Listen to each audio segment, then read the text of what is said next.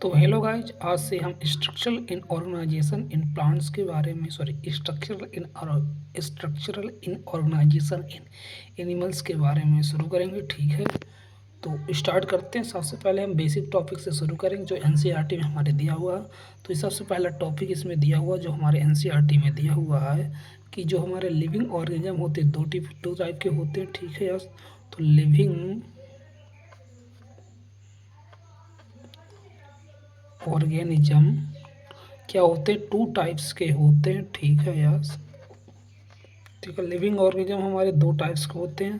तो सबसे पहले बात करते हैं, हमारा होता है एक, सबसे पहले हम बात करते हैं यूनिसेलुलर। ठीक है, तो यूनिसेलुलर ऑर्गेनिज्म क्या होते हैं? तो यूनिसेलुलर ऑर्गेनिज्म वो ऑर्गेनिज्म होते हैं जिसमें क्या होते हैं सिंगल सेल। तो इसमें क्या होती है, इसमें सिंगल सेल परफॉर्म, इसमें जो सिंगल सेल परफॉर्म करती है all essential function like digestion, ठीक है, रिप्रोडक्शन एंड ईटीसी। तो ठीक है, यूनिसेलुलर ऑर्गेनिज्म। और इसका यूनिसेलुलर ऑर्गेनिज्म के और एग्जांपल क्या होते हैं? इसका एग्जांपल होते हैं, एक तो हम मोनेरा को मान सकते हैं, इसके अलावा हमारे प्रोटिस्टा आते हैं। तो एक इम्पॉर्टेंट चीज़ है कि मोनेरा जो होता है वो हमारा प्रोकैरियोटिक है। ठीक है यस, और जो हमारा प्रोटिस्टा है वो यूकैरियोटिक है। ठीक है, तो सबसे पहली चीज़ हमने क्या पढ़ा कि हमारे जो ऑर्गेनिज्म होते हैं दो टाइप के होते हैं। ठीक है, एक होता है यूनिसेलुलर। यूनिसेलुलर में क्या होता है, जो सिंगल सेल होती है वो परफॉर्म करती है सारे इसेंशियल फंक्शंस, जैसे होगा डाइजेशन, रिप्रोडक्शन। ठीक है, और इसका एग्जांपल हो जाएगा Monera and protista. Monera and protista के अंदर जितने भी ऑर्गेनिज्म आते हैं, और मोनेरा जो होता है प्रोकैरियोटिक होता है और प्रोटिस्टा जो होता है वो यूकैरियोटिक होता है। ठीक है यस, अब बात करते हैं दूसरा हमारा क्या है। दूसरा हमारा हो जाएगा मल्टी सेलुलर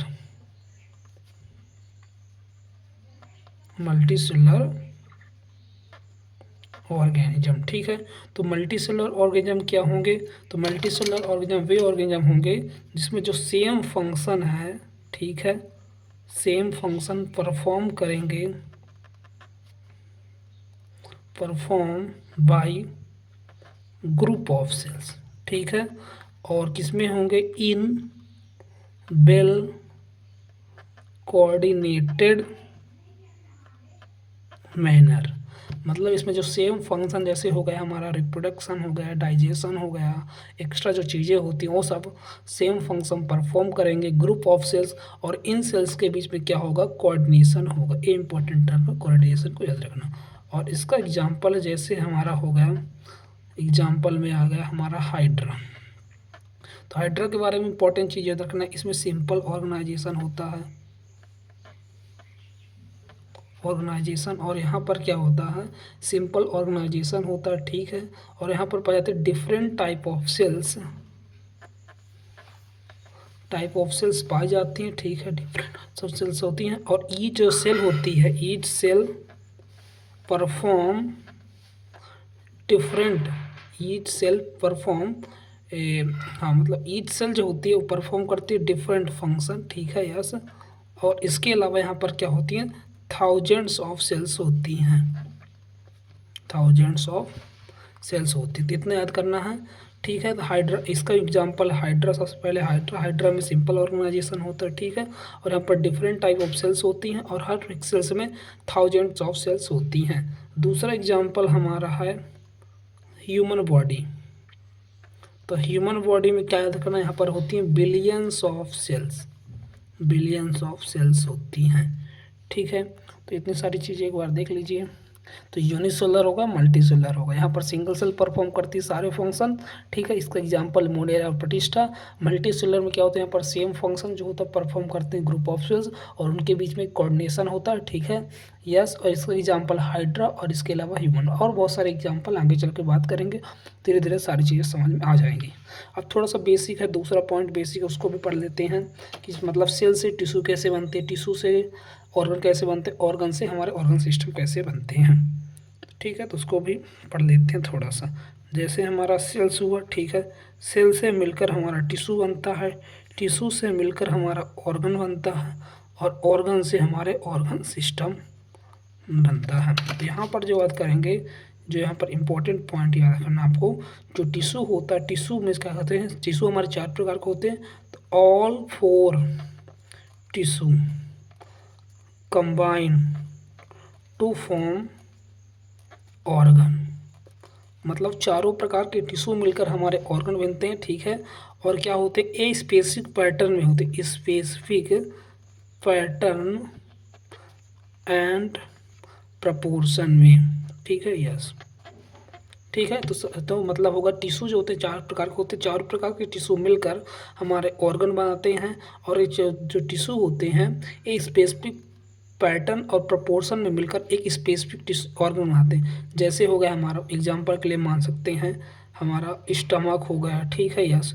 तो यहाँ पर क्या होगा, चारों टिश्यू पाए जाएंगे, बट उनमें क्या होगा, उनके जो पैटर्न होगा, उनका प्रोपोर्शन होगा अलग अलग, मतलब किसी में ए वाला टिश्यू ज़्यादा होगा, किसी में ए वाला टिश्यू ज़्यादा होगा, ठीक है, यस। आगे चल के बात करेंगे कौन कौन से टिश्यू होते हैं, कैसे होते हैं और किस प्रकार इनको डिवाइड किया गया है इनको, ठीक है। अब फिर बात करते हैं ऑर्गन से ऑर्गन सिस्टम कैसे मिलता है। तो ऑर्गन से ऑर्गन सिस्टम बनने के लिए क्या होता है, इनके बीच केमिकल इंट्रैक्शन होता है, केमिकल एंड फिजिकल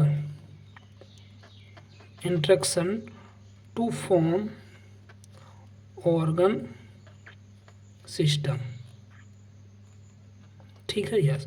तो क्या होगा, जैसे जब हमारे कई सारे ऑर्गन मिलते हैं और उनके बीच केमिकल एंड फिजिकल इंट्रैक्शन होता है तो हमारा ऑर्गन सिस्टम बनता है।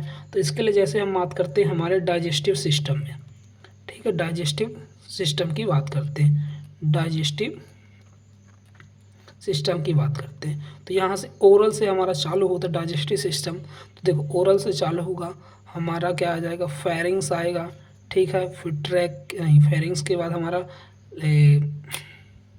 देखो इसको बाद में पढ़ेंगे, ठीक है, यस। तो इस डाइजेस्टिव सिस्टम की बात करते हैं, डाइजेस्टिव सिस्टम बहुत सारी चीज़ें आती हैं, ठीक है, यस। जैसे हमारा ईसोफेगस होगा, देखो ओरल से चालू होगा, फेरिंग्स आएगा, कॉमन चेम्बर हो जाएगा, फिर ईसोफेगस आएगा, फिर इसमें स्टमक आएगा, फिर स्मॉल इंटेस्टाइन, लार्ज इंटेस्टाइन, ये सारी चीज़ें आती हैं। बट अभी अपने कोर्स का पार्ट नहीं, तो हम इस पर ज़्यादा ध्यान नहीं देंगे। बट इसमें याद रखना है कि जब ऑर्गन से ऑर्गन सिस्टम बनता है तो ऑर्गन के बीच में केमिकल एंड फिजिकल इंट्रैक्शन होता। केमिकल इंट्रैक्शन का मतलब उनके बीच क्या होता है, एंजाइम का इंट्रैक्शन होगा, एंजाइम रिलीज करेंगे। फिजिकल इंट्रैक्शन का मतलब वो आपस में जुड़े होंगे, ठीक है, यस। तो ऑर्गन से ऑर्गन सिस्टम कैसे बनता है, तो दोनों के बीच में केमिकल एंड फिजिकल इंट्रैक्शन होता है।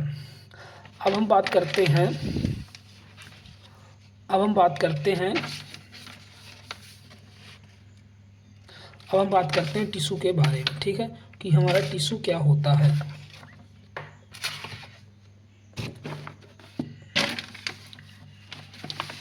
थोड़ा इसको सिस्टमेटिक रख लेते हैं, ठीक है, यस। तो हम बात करेंगे टिश्यू के बारे में, थोड़ा सा इसको सिस्टमेटिक रख लेते हैं, 2 सेकंड।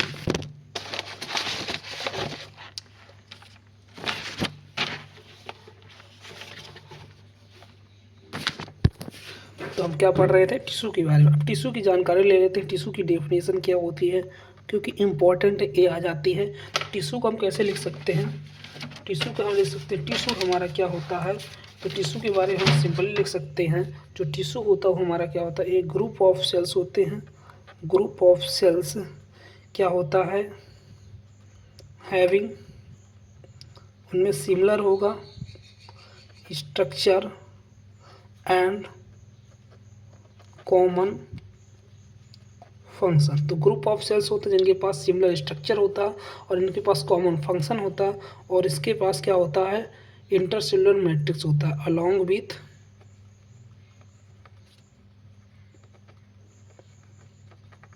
Intercellular matrix. तो सिमिलर स्ट्रक्चर का मतलब ये है कि अगर एक प्रकार का टिश्यू है तो उनमें सभी सेल्स कैसे होंगी, सिमिलर होंगे, और सारे सेल्स का क्या होगा, फंक्शन लगभग सेम होगा, ठीक है, यस। ये सारी चीज़ें होगी। इंटरसेलुलर मैट्रिक्स क्या होता है इसके बारे में बात कर लेते हैं। तो इंटरसेलुलर मैट्रिक्स का मतलब होगा जैसे टिश्यू हमारे क्या होते हैं, ग्रुप ऑफ सेल्स होते हैं, ए सेल एक हो गई, एक सेल ए हो गई, एक सेल ए हो गई, तो ए हो गया, मान लेते हैं ए टिश्यू होगा, तो इनके बीच जो ए पाया जाएगा, यहाँ जो पाया जाएगा इसी को बोलते हैं इंटरसेलुलर सब्सटेंस। तो इंटरसेलुलर सब्सटेंस इसी को बोलते हैं। इंटरसेलुलर सब्सटेंस का मतलब होगा इंटर मतलब दो के बीच में, सेल्स के बीच में जो पाया था उसे इंटरसेलुलर सब्सटेंस होते हैं। अभी आपका कोर्स का हिस्सा कर नहीं है कि मतलब क्या इसके अंदर पाया था इंटरसेलुलर सब्सटेंस में, इसके बारे में ज़्यादा ध्यान नहीं देना। बस इतने टिश्यू की डेफिनेशन याद कर लीजिए कि मतलब इनमें सिमिलर स्ट्रक्चर होता, कॉमन फंक्शन होता और इंटरसेलुलर मैट्रिक्स होती है। बट एक पॉइंट और इसमें याद कर सकते हैं, इनके पास क्या होता है, इनके पास कॉमन ओरिजिन होती है। ठीक है, यस। तो क्या होगा, टिश्यू क्या होते हैं, टिश्यू हमारे ग्रुप ऑफ सिमिलर सेल्स हो गए जिनके पास कॉमन फंक्शन होता है, इसके अलावा इंटरसेलुलर मैट्रिक्स होती है और इनके पास कॉमन ओरिजिन होती है। अब एक्स्ट्रा एक पॉइंट लिख लेते हैं, जो ह्यूमन बॉडी होती है उसमें होता है डिवीजन ऑफ लेबर पाया था। डिवीजन ऑफ लेबर का मतलब होगा कि हर एक सेल्स के पास क्या होता है, उनका जो फंक्शन है, उनका जो कार्य है वो बटा हुआ है। डिवीजन ऑफ लेबर का मतलब होगा कि उनका कार्य बटा हुआ। जैसे हमारे हो गए, जैसे हम एग्जांपल के मान लेते हैं गोनोड्स, गोनोड्स हो गए हमारे, जैसे सेक्स ऑर्गन हो गए, ठीक है, तो ये रिप्रोडक्शन का काम करेंगे। इसके अलावा हमारे जो रिप्रोडक्शन पार्ट में हो गए एल्वेओलाई, एल्वेओलाई हमारे क्या गैसेस एक्सचेंज का काम करेंगी। तो ये सारे इंपॉर्टेंट वर्क होगा। इसका मतलब यही होता कि मतलब हमारे ह्यूमन बॉडी में डिवीजन ऑफ लेबर पाया जाता, मतलब हर एक सेल्स जो होती हैं उनका फंक्शन अलग अलग होता और उनका फंक्शन पहले से डिसाइड होता है। ठीक है, और इसके अलावा बात कर लेते जो स्ट्रक्चर ऑफ सेल होता है, स्ट्रक्चर ऑफ सेल जो होता है वेरी करता है अकॉर्डिंग टू फंक्शन। मतलब जिस प्रकार का वो कार्य करेगा या फंक्शन करेगा उसी प्रकार का सेल होगा। जैसे हम एग्जांपल के याद कर लेते हैं, देखो जैसे हमारा हो गया क्या, हाँ, जैसे हम एग्जांपल के लिए याद करते हैं कॉल्यूमनर इपिथेलियम, ठीक है, यस। तो कॉल्यूमनर से हमको मान पड़ रहा है कि कैसे कॉलम शेप की लॉन्ग एंड इलोंगेटेड, ठीक है, इलोंग। तो इसका फंक्शन भी अलग तरह का, मतलब जो इनका फंक्शन होगा उसी के हिसाब से इनका क्या होगा, स्ट्रक्चर होगा। तो आज के लिए इतना ही, ठीक है। आज क्या क्या हमने पढ़ा एक बार देख लेते हैं। तो सबसे पहले हमने पढ़ा यूनिसेलुलर क्या होते हैं, ठीक है। फिर हमने पढ़ा मल्टीसेलुलर क्या होते हैं, ठीक है। फिर उसके बाद हमने पढ़ा सेल से टिश्यू कैसे बनता, ऑर्गन कैसे बनता, ऑर्गन सिस्टम कैसे बनता। फिर उसके बाद हमने टिश्यू की डेफिनेशन के बारे में पढ़ा। बस आज के लिए इतना ही रहने देते हैं, कल से रेगुलर क्लासेस लगेंगी। सो अटेंड करिएगा और इस चैनल को सब्सक्राइब करिएगा ताकि मैं और अच्छे आपको पढ़ा सकूँ।